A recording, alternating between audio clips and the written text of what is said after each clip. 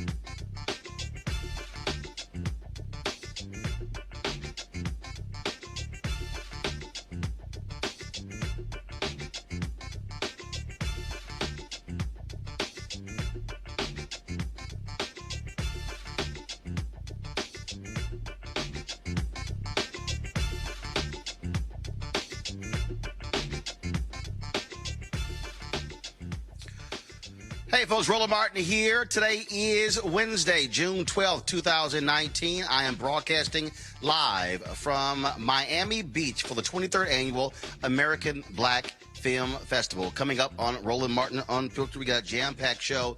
Reverend William Barber and other moral leaders march on the White House. Why did Donald Trump, though? Why did he tell them to lock them out of Lafayette Park? Our cameras were there. We'll tell you what those pastors have to say about the lack of moral leadership coming from the White House. Polling data shows most of the top Democrats could beat Donald Trump if the election was held today. I will tell you why you must ignore all of those polls because they mean absolutely nothing.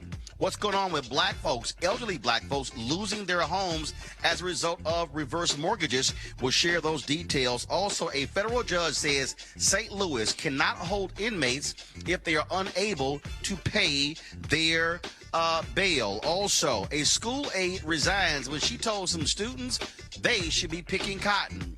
And a member of the Marines ousted because of racist and pro-Nazi text messages. Whoa, that makes no sense. And stuck on stupid, Candace Owens at again, debating Cornel West on Fox News. She said black people were better off 100 years after slavery. I'm sorry. Has the girl even read a history book? How about got clocked in the head with the history book? I don't think so. Folks, all of that and more right here. Roland Martin Unfiltered. It's time to bring the funk. Let's go. He's got it. Whatever the miss, he's on it. Whatever it is, he's got the scoop, the fact, the find. And when it breaks, he's right on time and it's rolling. Best believe he's knowing. Putting it down from sports to news to politics. With entertainment just for kicks, he's rolling. Yeah, it's Uncle Roro, y'all. Yeah, it's Roland Martin, yeah. Rolling with Roland now. He's funk, he's fresh, he's real, the best, you know he's Roland Martin now.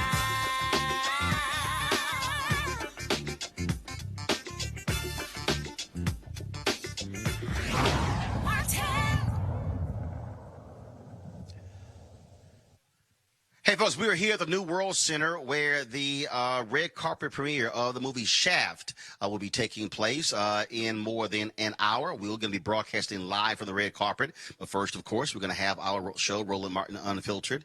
This is the 23rd Annual American Black Film Festival. We will be here through Sunday doing lots of interviews and bringing you some great content from many of the top folks who are going to be coming through here, including Lorenz Tate, Omari Hardwick, Spike Lee, and so many others. But let's get to our news of the day.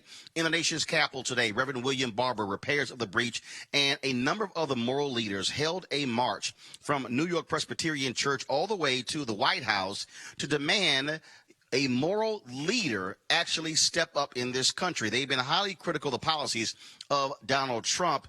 But what's interesting is that when they got to Lafayette Park, which is right across the street from the White House, they were locked out of the park, even though they had a permit. They made it clear they were not going to leave, and eventually they were allowed into the park. Our cameras were there, and we caught up with Reverend William Barber and heard from many other speakers at today's moral rally. Today, hundreds of clergy, and I hope you'll talk to all of them, many of them, Muslim, Christian, Jews, came to issue the moral indictment, a prophetic indictment, willing even to go all the way to the gate of the White House and to engage in direct action.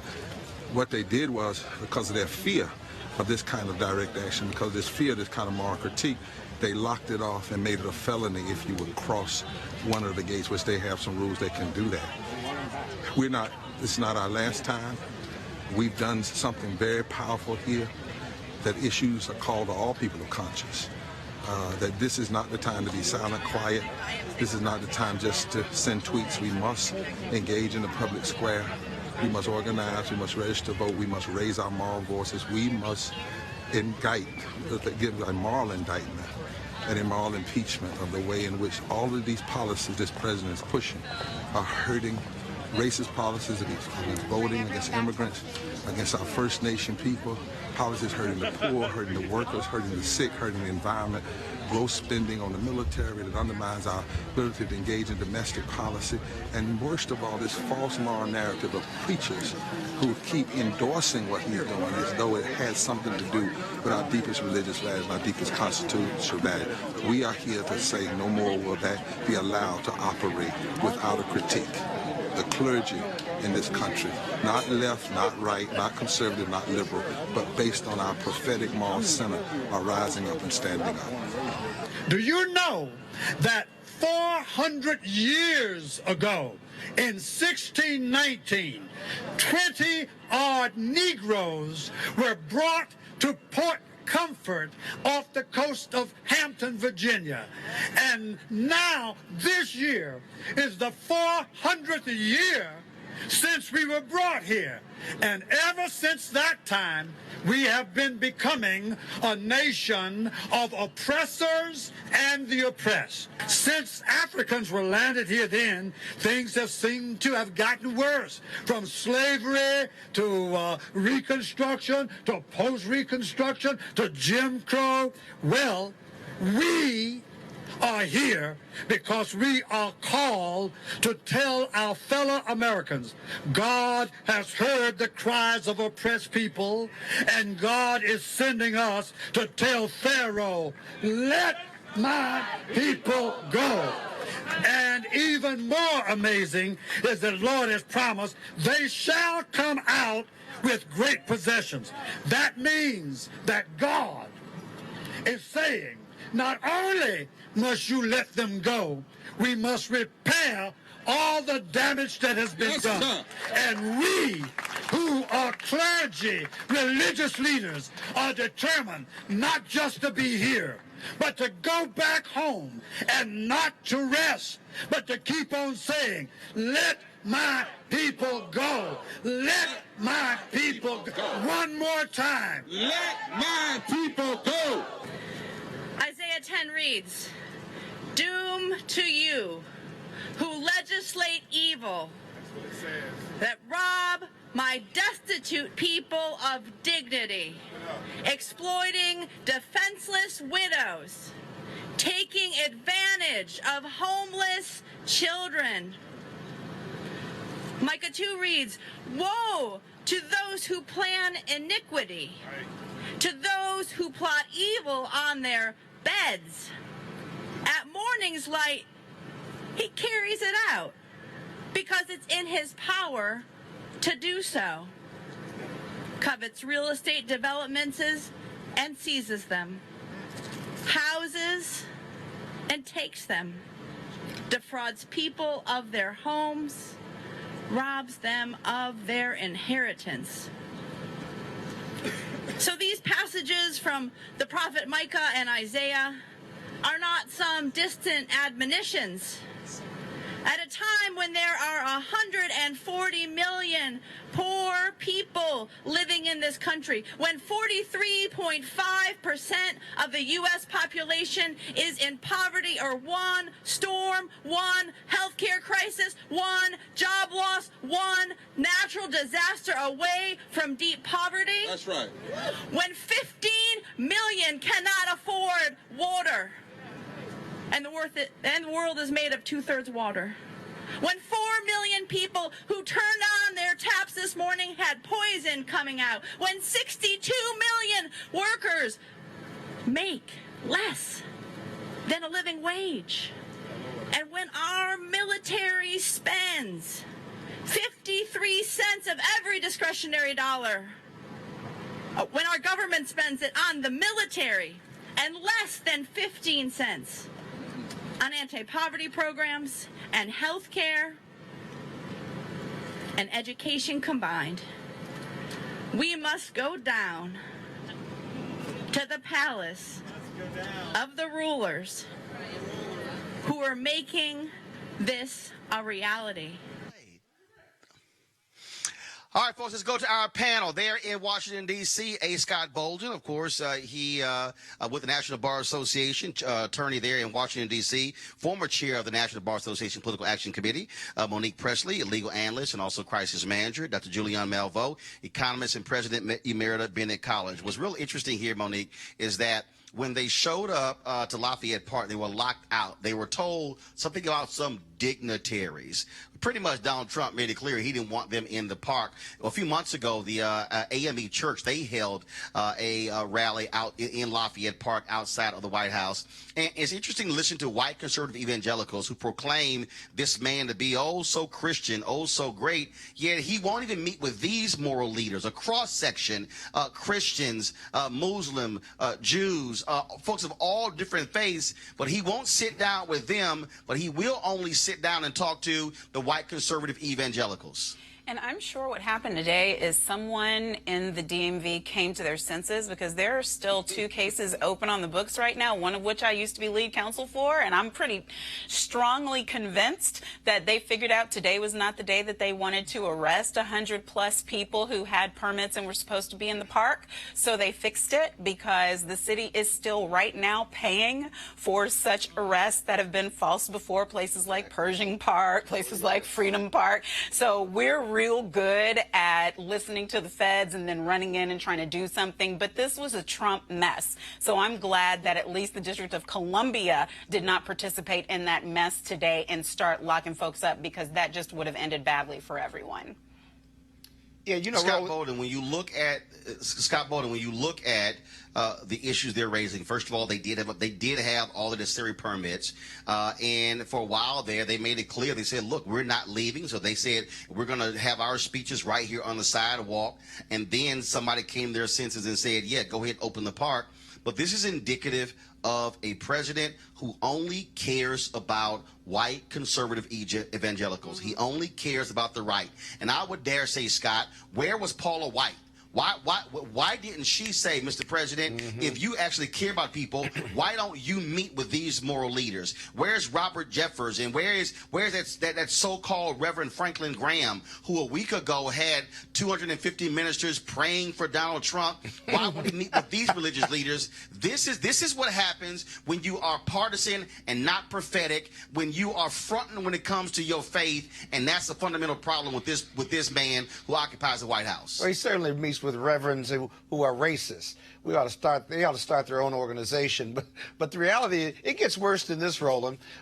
We don't have to get into Pershing Park. You know, that park that they were at, the nickname for that park in some circles is Freedom Speech Park, because it's a park full of people exercising their right of free speech. Some protesters have been there, sole protesters, for years. But if you look at the statute in D.C., you don't even need a permit, when you read closely, to do a march or gathering in the District of Columbia. It has a permitting process, but then it says, even if you don't get a permit, if you're not occupying and causing any health or safety issues, then you can gather and you can protest. So it's even worse than the litigation that's going on right now. And so, but this is more Trump. If he were a smart politician, and we know that he isn't, he would have sent representatives or himself to meet with these ministers, but they weren't part of the religious right. They were part of the religious center and the religious righteous ones, and he's just not going to meet with them.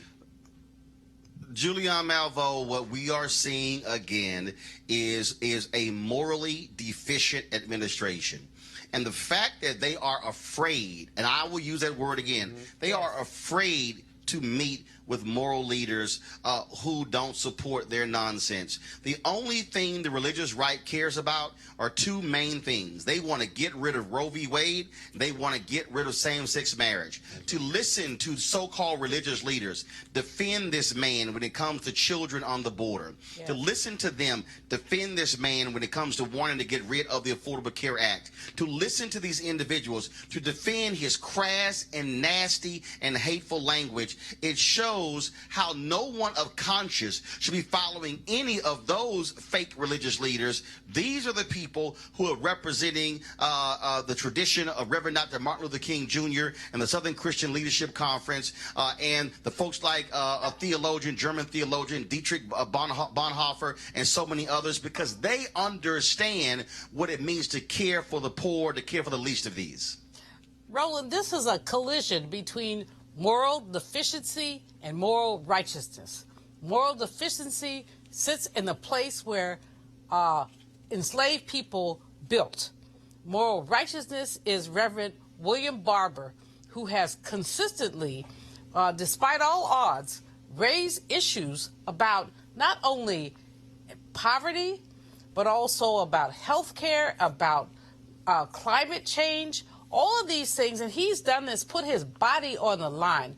We have this person, and you know, I don't cuss on your show, so I just said person, in the place, and don't be laughing, Scott, that enslaved people built. This person sitting there talking smack, and we have a moral leader who has brought religious people to Washington to talk about what's going on. On Monday, June 17th, Reverend Barber will be having a Poor People's Congress. He will be raising up these issues. But the fact is that we have got, frankly, I can't think of another word, an idiot in the White House. The house that enslaved people, and it's more than an idiot. It is about the fact that they've used every legal, and I'm not a lawyer, I don't even play well on TV. Mechanism. Every way they could to basically demolish and diminish the people who care. And so Metropolitan AME Church and many folks from that church and other churches have been with Reverend Barber today. And today is a day we need to say we're not putting up with this. Right. But you know, Roland, the other Monique, Scott, go ahead. The other powerful thing about this Moral Wednesday is that it's a multicultural, very diverse group of ministers that are black, white, yellow, and brown. That should scare the hell out of Republicans, and that's the other challenge you have. They didn't know how to respond. Except for, Scott, the fact is that while they may be multicultural... One second, hold on. Monique, here's the thing that's interesting about this. They have been mobilizing and organizing for the last 2.5 years, but not just going to major cities. They have been going to Kansas. They have been going to Idaho. They've been going to rural America as well, mobilizing broke white folks, trying to get them to understand the reality of their condition. And that is critically important when you look at what is happening in terms of with the people who thought Trump was going to be for them. Now they realize his economic policies are only for rich folks like himself.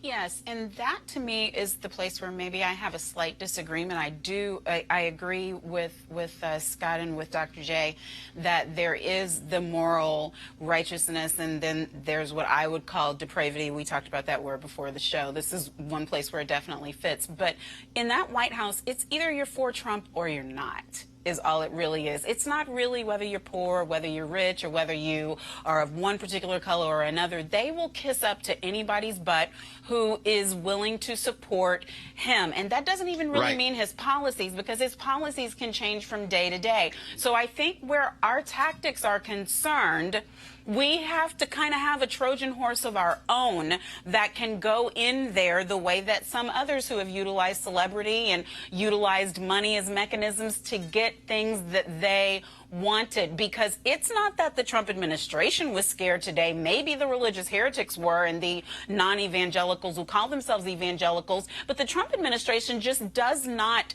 care. They're doing it the way they're doing it, and that is not changing. He has to come out. I want to transition to my next story because this ties right into it. The Quinnipiac poll, folks, they've released their poll that shows most of the top Democrats are beating Donald Trump in polling data. I want to go right to it, folks. According to the poll released yesterday, former Vice President Joe Biden could beat Donald Trump 53 to 40%. Senator Bernie Sanders, 51% to 42%. Senator Kamala Harris, 49-41%. Senator Elizabeth Warren, 49-42%. Mayor Pete Buttigieg, 47-42%. Senator Cory Booker, 47 to 42%.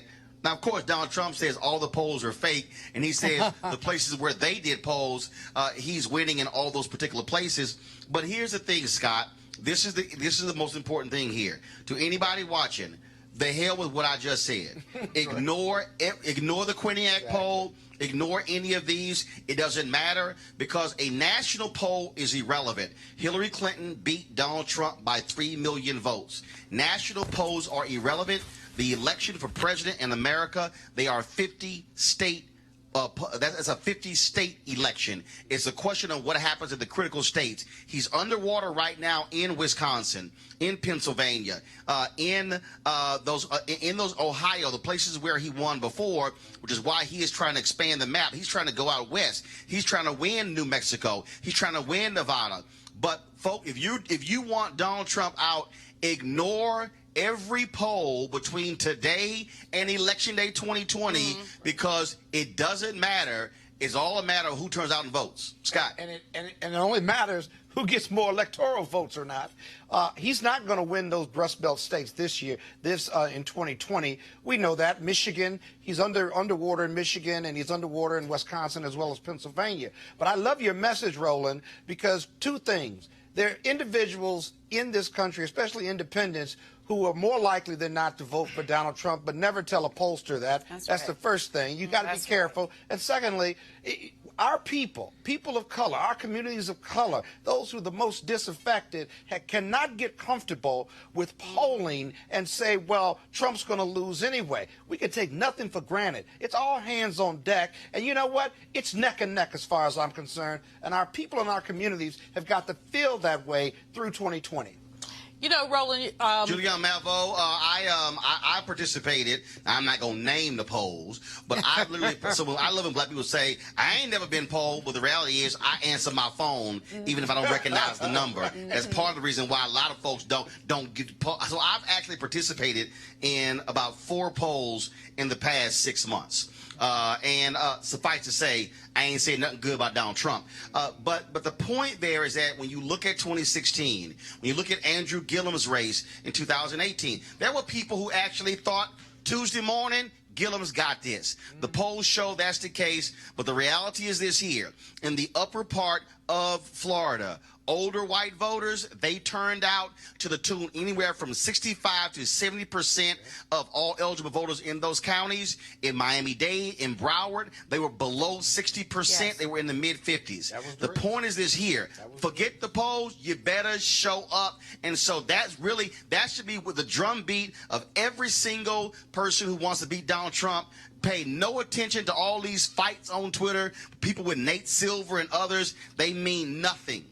You know, Roland, it's so disturbing. I was just in Detroit yesterday, and there was a CNN guy who was running around talking to people, and they were talking about people who stayed home.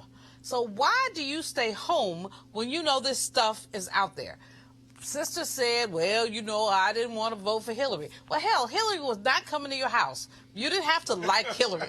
So, you know, whether you like her or not, did you want this fool? I had a student, former Bennett student, tell me she wasn't going to vote because she was for Bernie. Then she calls me months later talking about what about our abortion rights. I'm like, look, I'm over 60. I don't have abortion rights, but you do. So, you know, you picked your battle. The point is this. Everybody has to get out. And the bigger point is this. We are being played when we say, you know, we do this preference thing. It's not about personalities. I've started voting in 1972, so I'm old. Scott, don't say nothing. Scott, don't say nothing. You're older than me. Come on, go ahead. But the point is this. I never got excited about elections until Reverend Jackson and Barack. But you vote every time, whether you're excited or not, because there are issues that we have to deal with. And so all these polls right now, they're preliminary. They mean nothing. What has to happen is that people who care about freedom, let me repeat that, people who care about freedom have to be mobilized to get out and vote. Got it. Whether you got, you know, your friend, you love them or not. There are differences. We've seen these differences. Monique, I'm looking at these Twitter battles again. People all mad at Nate Silver. You got David Sirota, who works for the Bernie Sanders campaign. They're all upset. And look, here's the deal. And this is like people keep coming up to me, Roland, why aren't you doing more on the presidential election? Because damn it, until there's the first debate, until there's the second debate, don't none of this matter. I mean, we're in June. It is June 12th, okay? The first debate is next week. The bottom line is this here. Obama was down 20, 30 points to Hillary Clinton at this point in 2007. Stuff is going to change. I'm sorry. As we get to October and November, then I'm going to be a lot more interested. Right now, Monique, this is all about where is Biden lining up Sanders, Buttigieg, Warren, Harris, all of these candidates. That's what it all boils down to. And so people ignore the polls. And so some of y'all might be saying, well, why you do the story? I did the story to tell y'all to ignore it. Monique, go ahead. Right. The story is so that we can focus in. And it's not just focusing in on the citizens who need to get to the polls. Listen, I'm about to start doing name-by-name roll call on these people with influence on television who have already picked their candidates but don't want to say that they've picked a candidate. So instead, they're bloodying front runners, bloodying black women, bloodying newcomers. They need to take several seats immediately. This is all stakes on the line. If we're going to get this man out of office, it is one thing to question somebody and whether they're the right person for the office. It's another thing to throw in ageism and sexism and all of the things that I'm seeing people who worked, of course, racism, but these are people coming out of the Obama administration. These are people who were formerly working for Clinton and are now going to another candidate. These are people who used to be with Sanders and are now with Biden. And I'm like, children, keep your eye on the ball. If we're going to get this man out of office, and you know that's not going to be impeachment by the way we're going right now, some of these things y'all need to get in a room and figure out, because until we have a I don't want a nominee who has so many bruises on him. All Trump has to do is do an easy layup and get in this office again. So yeah, that's what I got to say about that. Get real. All right, well, again, we've said all we need to say about that. But again, right now, the focus for everybody who is watching, those of you who are watching us on Periscope, on Facebook, on YouTube, those of you who are watching this clip later on, this is very simple. That is, we should be in a complete state of mind where we are focused on registering people, organizing, and mobilizing. That's what's important. Absolutely. If you ain't registered, you can't vote. So it doesn't matter how you feel. If you're not registered, you can't vote.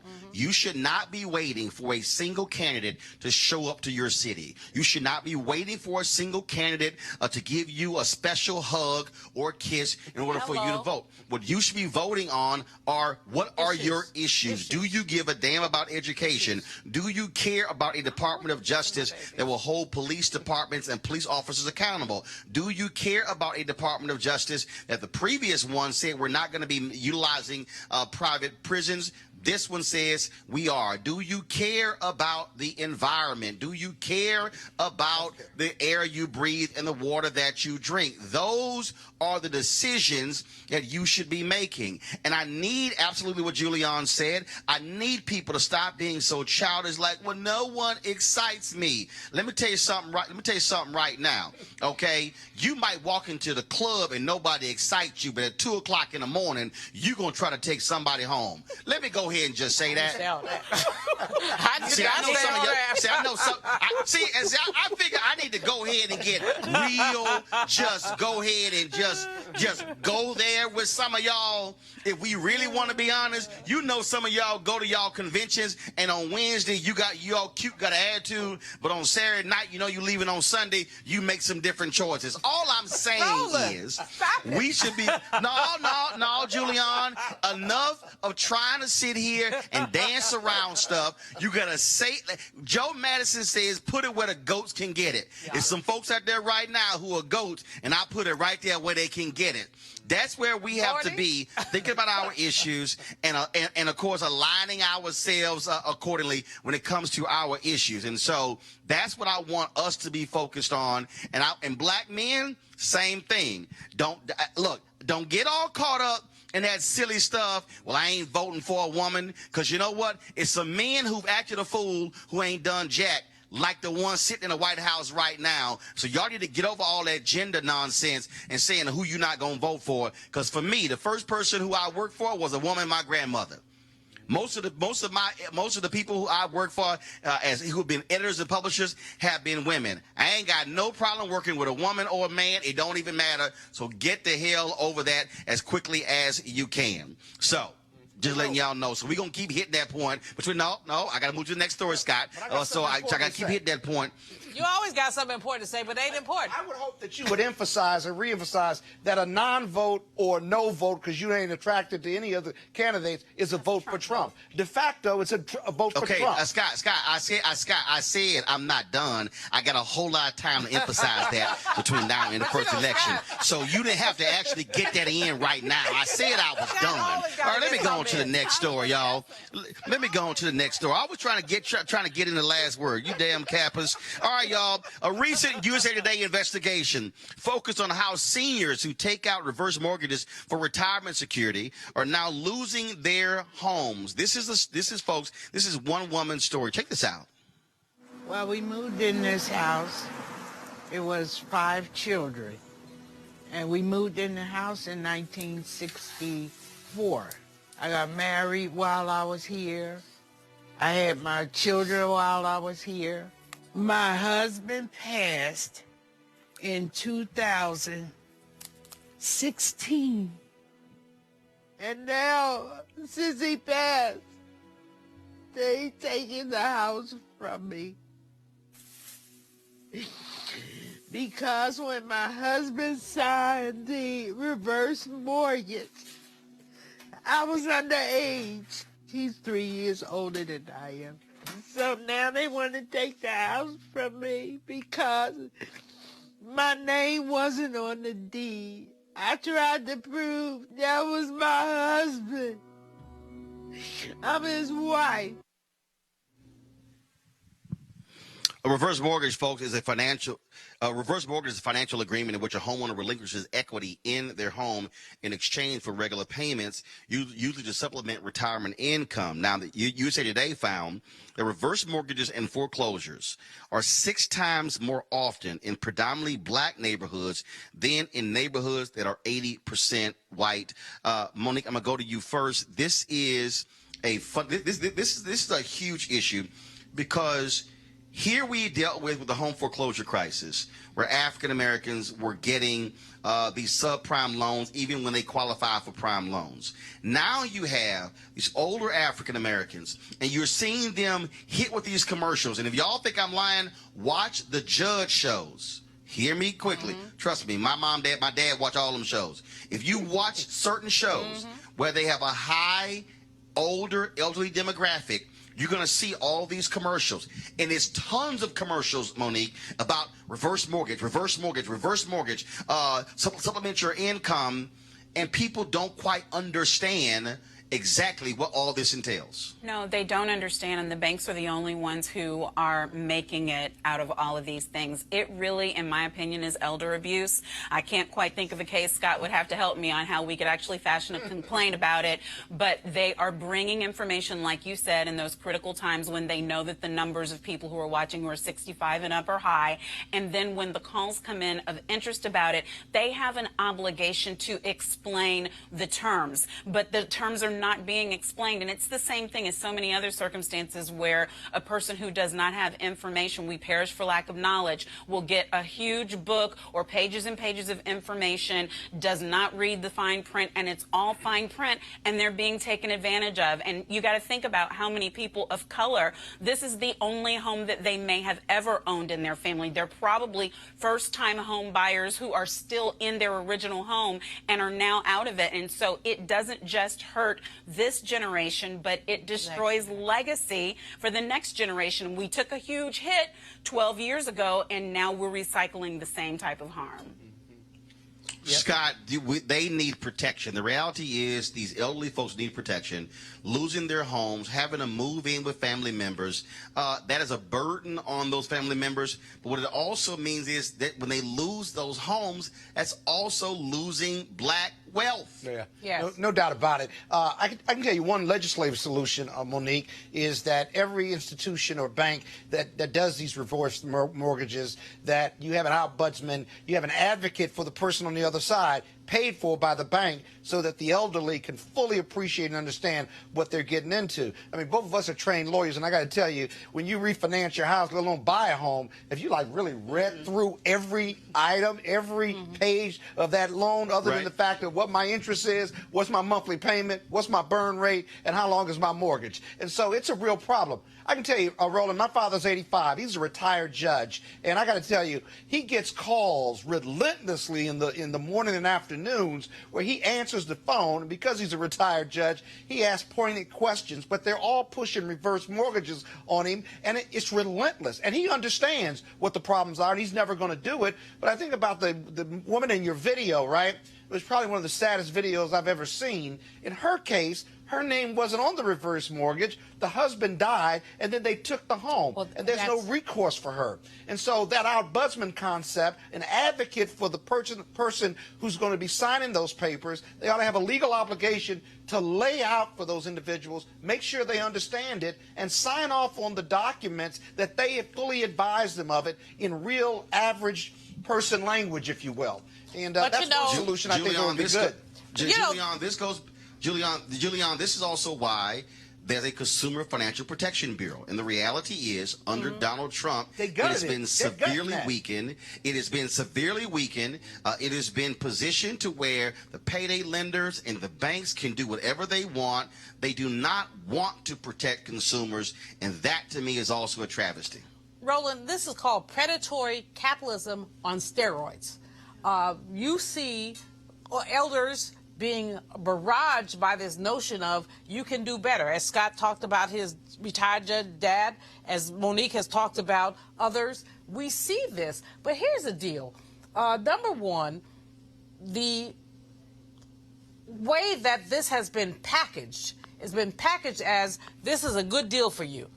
It has not often with celebrities. Yes, Alice Trebek and all these other people. Absolutely. And they need to be spanked. They need to be butt spanked. But you see this, number one, in terms of it, the way it's been packaged. Number two, the issue of intergenerational wealth and the way that has been essentially eroded by this. And number three, the notion that people should, after the entirety of the predatory lending scandal of 2008 through 2012, where African American people lost a third of their wealth, a third of our wealth. Got it. You know, I just want to add one thing because good idea. I feel like I'm on Family Feud. Scott, completely agree with you. There's precedent for it because there are many states in the United States right now who will offer paid ombudsmen for other things, whether you're autism advocate, special needs disabilities, things like that. Even though age is not a disability, people who are over a certain age should be in a protected class. So anybody who's listening right now, here's your homework. Get your legislator to advocate because this could be you. It might be your parents or your grandparents right now, but also the Consumer Financial Protection Bureau. Hold on. I got to go to a break. I need y'all to stop over talking. I gotta go to a break. We come back. We gonna talk. We come. No. You got to learn how to tighten your answers so you can get them out. Y'all long-winded. All right. We come back. American Heart Association. We'll talk about their Business Accelerator program. We'll tell you about it. The deadline is coming up. We want you to apply. That's next on Roland Martin Unfiltered. You want to check out Roland Martin Unfiltered? YouTube.com/Roland S. Martin. And subscribe to our YouTube channel. There's only one daily digital show out here that keeps it black and keep it real. It's Roland Martin Unfiltered. See that name right there? Roland Martin Unfiltered. Like, share, subscribe to our YouTube channel. That's YouTube.com/Roland S. Martin. And don't forget to turn on your notifications so when we go live, you'll know it. Folks, they're back. MarijuanaStock.org has another great investment opportunity. If you were lucky enough to invest in their last crowdfunding campaign, you know they raised a lot of money in just a few months investing in legal marijuana farms. Those initial investors now own shares of a publicly traded company. And, of course, they're excited by that. Now they have a new investment opportunity that is as good, if not better, than the last. talking about industrial hemp CBD. For those who don't know, the hemp plant is a cousin to marijuana, of course, and then it has a higher concentration of CBD, which means hemp CBD gives you all of the medical benefits of marijuana without getting you high. Now, until recently, hemp farming was practically illegal in the U.S. and heavily regulated by the DEA. However, that changed with the 2018 Farm Bill, making it legal to grow hemp CBD in the U.S. and creating one of the largest commodities worldwide. They need land to grow all of the plants, and this makes for an incredible investment opportunity.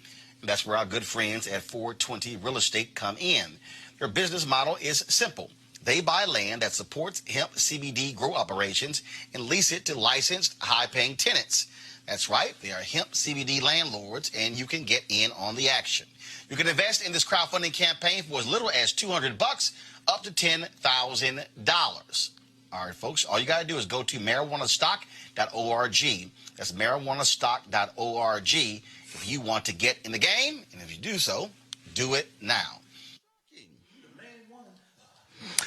All right, folks, the American Heart Association is taking applications now for its Empowered to Serve Business Accelerator program.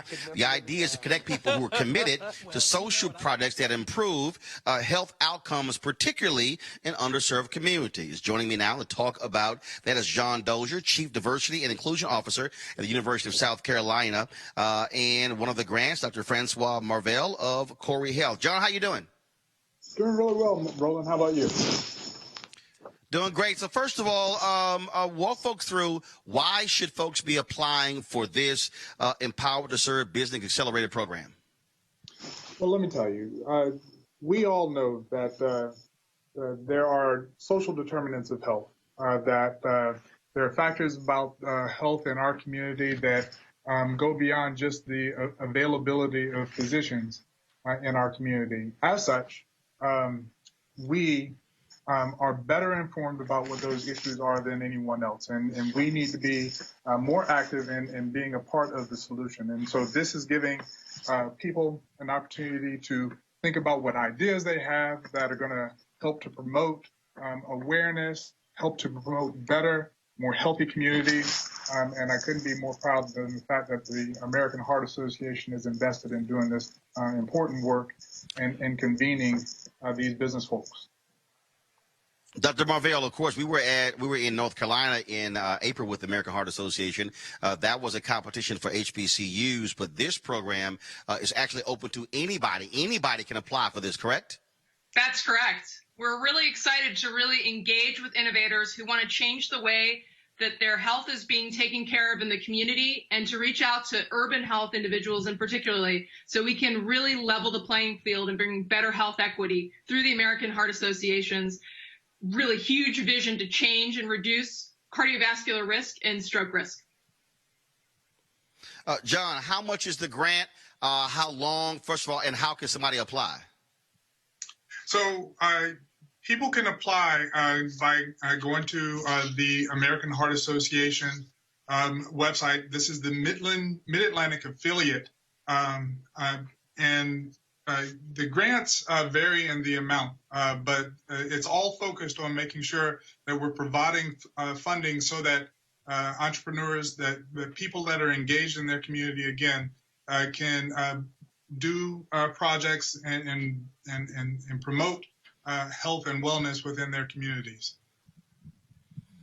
And again, Dr. Marver, the key is that this is not limited to organizations. Any individual, any business can actually apply for this. And we really want African Americans to apply for this because we understand how critically important it is to have better health outcomes in our community.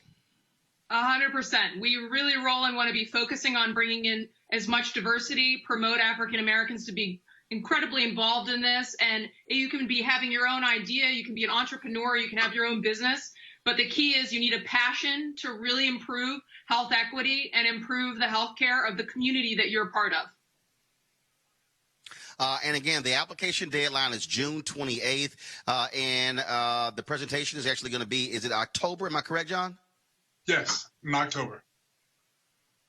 All right, then. So, again, we want folks to go to the American Heart Association website. Our folks, they should have it on the screen. I can't see our signal here, so hopefully we have the website. We're going to also put this on social media as well. And, again, all the folks who are watching, anybody can apply for this grant. You don't have to be affiliated with a college. You can be an individual, a business, an organization. And so we want to flood them with applications because we want to make sure that our folks are counted. Final word, John Dozier. Well, Roland, once again, the American Heart Association has been doing this work for some time now, making sure that we're identifying and evaluating community-based initiatives that are going to have a strong impact on improving the health and well-being within our communities. This is important work. I encourage, like you have, everyone to get engaged, be involved. We know best how to solve the problems within our communities, and we need to come with good ideas so that the American Heart Association can bring those resources to bear, and so that we can help each other to be more healthy and best prepared to participate in the economic prosperity that we're promised. Dr. Marvel, your final word. I want to encourage everyone out there with a vision to help other people, to help your community, to believe in your own ideas, to take something that you know can make a big difference, to grow it. And with the American Heart Association support, like they did for Corey Health, we're able to help heart attack survivors live a healthier life. And it was a vision that we had for the community that's so key in our urban population within Baltimore and make a difference. And you can too. So go out there, take your idea, and thank you to the American Heart Association for funding innovation for our community. All right, folks, we appreciate it. Thank you so very much. And don't forget, the deadline is June 28th. John, Dr. Marvell, thanks a lot. Y'all take care. Thank you, Roland. All right, folks, in St. Louis, a federal judge says that jails must stop holding inmates because they can't pay bail. Her ruling gives officials a week to hold new detention hearings for current inmates and says new arrestees must have a hearing within 48 hours. Defendants usually don't get a hearing on release conditions until they get an attorney. The appointment of a public defender can take a month or more so those too poor to hire an attorney often are stuck in jail. So we certainly appreciate, again, what that judge there is doing. All right, folks, remember the story of the valedictorian, the woman from Iran whose speech was cut off when she mentioned the names of Trayvon Martin and Tamir Rice. Let's refresh your memory. Kids that were murdered in senseless mass shootings. To Trayvon Martin, Tamir Rice, and all the other children who became victims of injustice.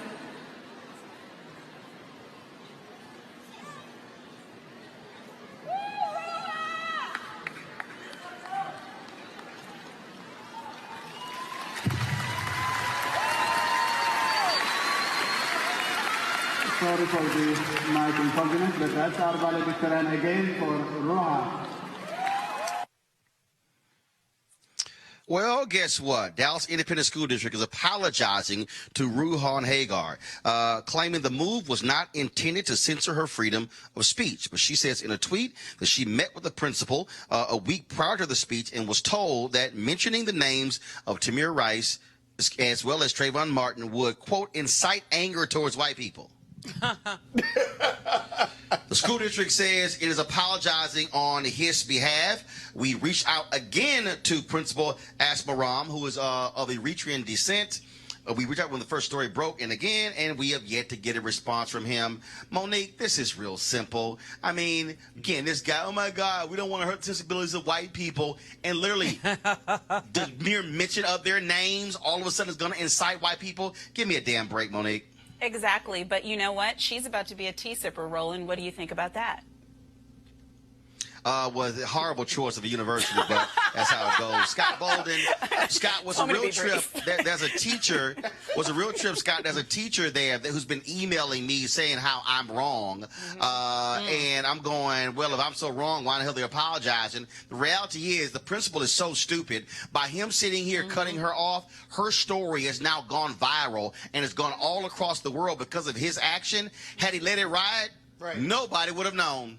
And it's not like you don't have prior videos, or you run videos every day or every week about what is it called? Don't let Crazy ass white people. Yeah, crazy ass white people and stuff. So we have a pattern and practice of this behavior. At some point, they should learn the difference, learn better, if you will. The principal should be fired. He should be fired. It's ridiculous that this young woman who earned the right to be a valedictorian, which means you're at the top of your class, which means that you have the opportunity to speak for your class, to be cut off like that, that principal should be fired. In the conversation. Well, simple as that. All right, folks, I'm going to end the show this way. I saw, first of all, y'all know I pay no attention at that dumb as rocks child, Candace Owens. But last night she was back on Laura Ingram's show on Fox News, and she was debating Dr. Cornel West again. I don't know why he would even agree to go on with her a second time. After this comment, he shouldn't go on with that fool again. Press play. It was absolutely socialist, and you know that. And you know that our community, after the first 100 years, doctor, come on. The 100 years, it was doing better. We were going up, up, up. Then suddenly they socialized our community via welfare policies, and the black community started going down, down, down. And you're sitting here supporting a candidate that is advocating for making that on a larger scale. He's saying, we're not just going to do it to the black community, we're going to do it to every community in America. Well, you know his policies do not work. Lord. Oh, my God, Julian. She is truly one of the dumbest people I've ever seen in my life. Because 100 years after slavery, hold up. Wait, before you go, I'm going to toss you. Just hold on. 100 years after slavery, black folks were still being beaten and killed. They were still being lynched. They were still denied opportunities. 100 years after slavery ended, barely that year, 100 years afterwards, first of all, we had 100 years after slavery ended, we didn't even have, guess what? The 64 Civil Rights Act, 65 Voting Rights Act, 68 Fair Housing Act. If you actually look at the industries we were frozen out of, we couldn't live there. The housing policy didn't exist. It is as if she hasn't even bumped into a book. But, you know, she never finished college. But, hell, you can finish junior high school and know how black folks were in 100 years after slavery.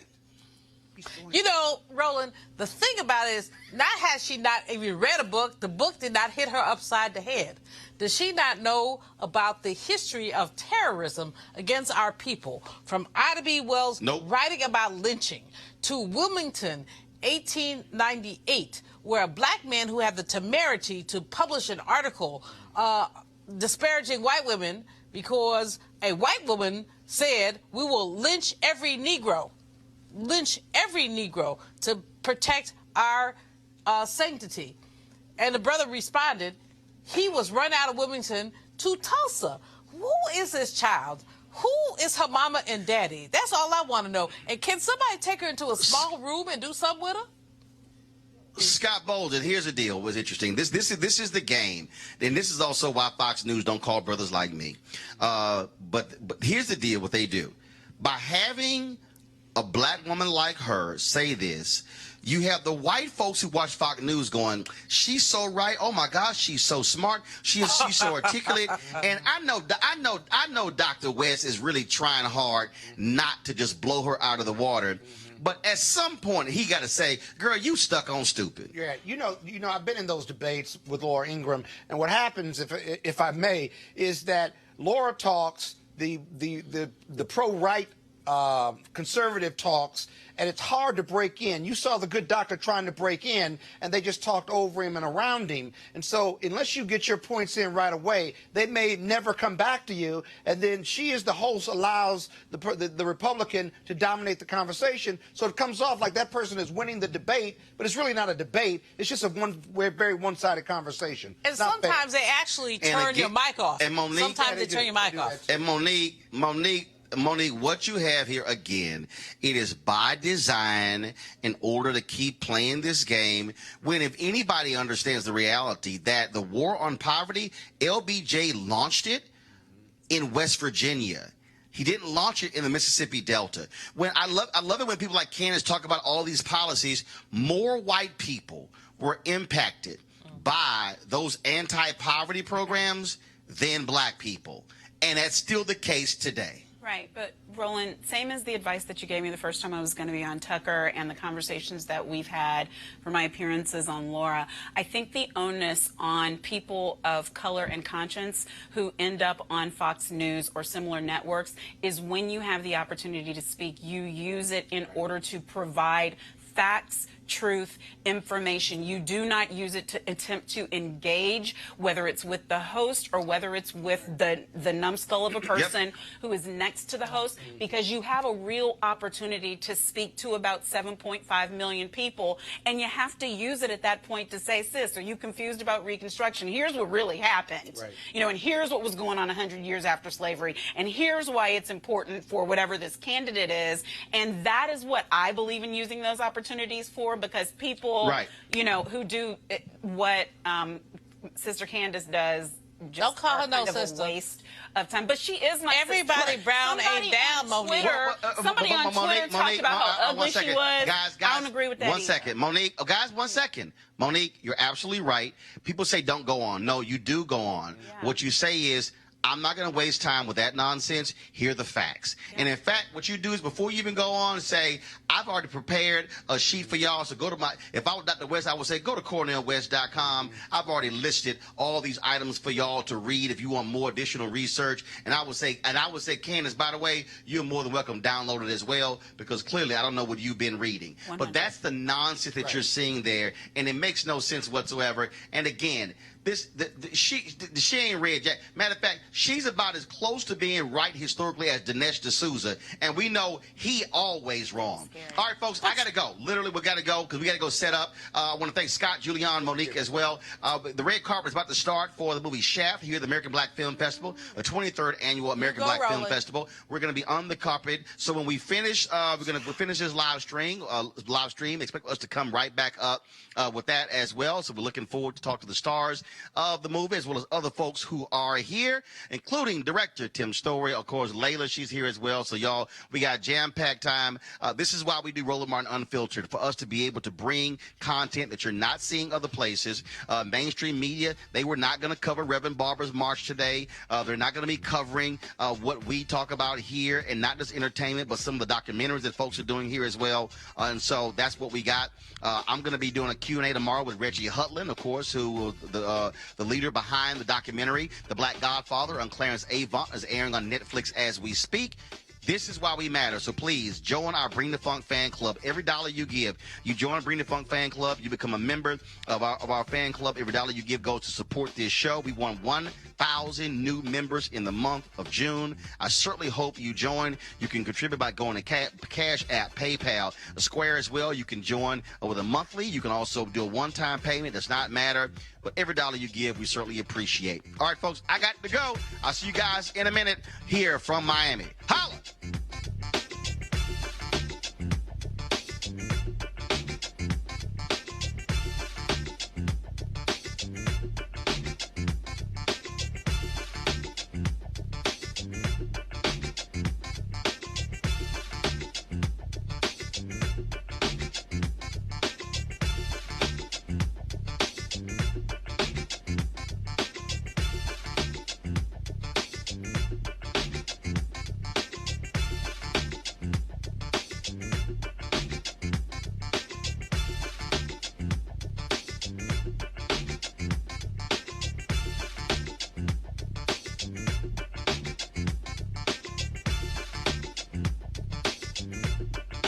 You want to support Roland Martin Unfiltered?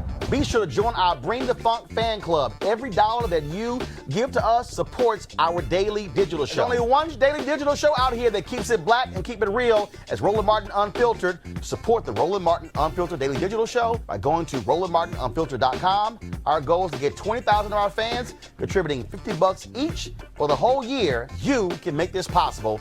RolandMartinUnfiltered.com. Hey fam, want to check out Rev Barber Unfiltered, the blackest show on all of digital, cable, and broadcast. Check out our audio podcast. There's only one daily digital show out here that keeps it black and keep it real. It's Roland Martin Unfiltered. Press play. You want to check out Roland Martin Unfiltered? YouTube.com/Roland Roland S. Martin. And subscribe to our YouTube channel. There's only one daily digital show out here that keeps it black and keep it real. It's Roland Martin Unfiltered. See that name right there? Roland Martin Unfiltered. Like, share, and subscribe to our YouTube channel. That's youtube.com/Roland S. Martin. And don't forget to turn on your notifications so when we go live, you'll know it.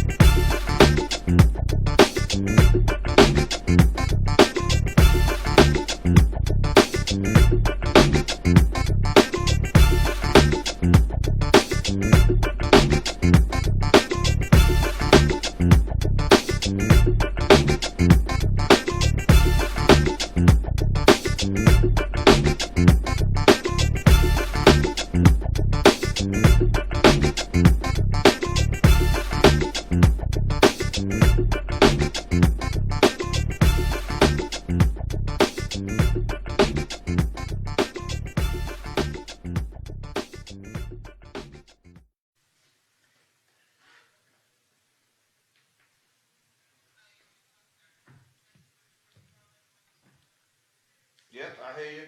Yep, I hear you. All right, put this in my pocket. Throwing this behind my back.